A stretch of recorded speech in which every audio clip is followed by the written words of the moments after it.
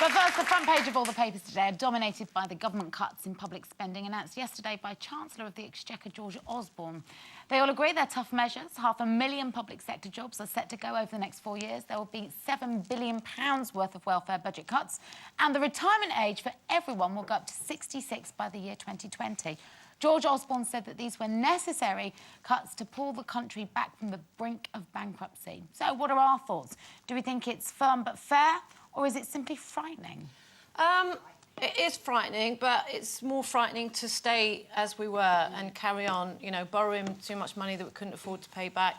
And, you know, the frightening thing is the fact that we spend £44 billion a year just on interest on the debt alone. And, you know, that's just a phenomenal sum. I think that a lot of people can't really get their heads around how much that is. And because everyone just talks in billions now, I don't think anyone really realises how much money is at stake here. And it's a truly frightening situation to be in. So I think, actually, he's made a good start. I think it is the start, because I think it's going to get worse. Carol, you know, when you talk about this retirement, that move of upping the age of retirement will save £5 billion.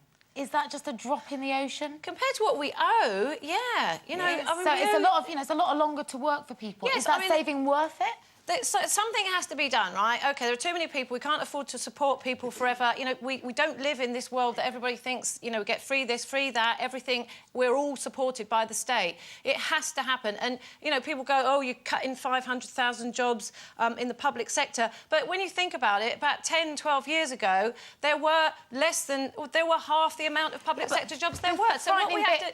No, but people aren't just going to be turfed out onto the street. What they have to make sure is that the jobs that weren't there then, and the jobs that shouldn't really exist, because don't forget, Labour spent a lot of money creating these jobs and, in a sense, buying votes. They just employ everybody and then everyone will vote for you. But where do these people go, Carol? They have to make sure those are the people that lose their jobs, because the jobs aren't real. They're being supported by state and artificial money at the same time. Yeah, but you say they're being supported by the state.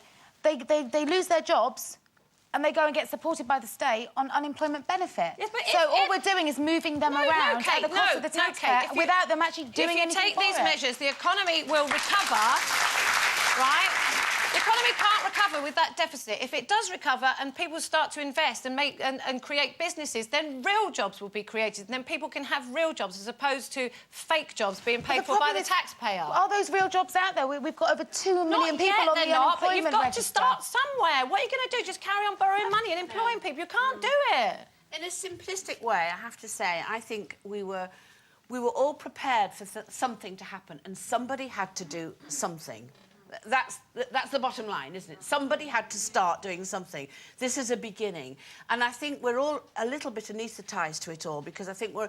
You know, if you look at all the papers today, and the ordinary person in the street will open those papers and go through it and go through it and go through it, and I think it's confusing. I think it's frightening people, because you look at it and you shut the paper and you don't really know what you're looking at.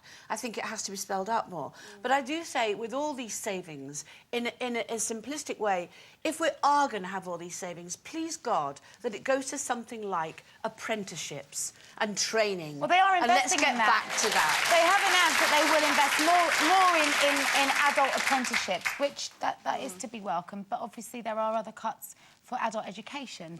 So I think Sherry's right as well, is that at the moment we're bombarded with all this information, and actually, when it comes down to it, we are all a little bit selfish, because we skip the bits that don't affect us and go, how's it going to affect me? Yeah, of course. You know, we really... Other sections of it, like, oh, yeah, they can do that. No, that doesn't affect me. So we are all kind of looking at how...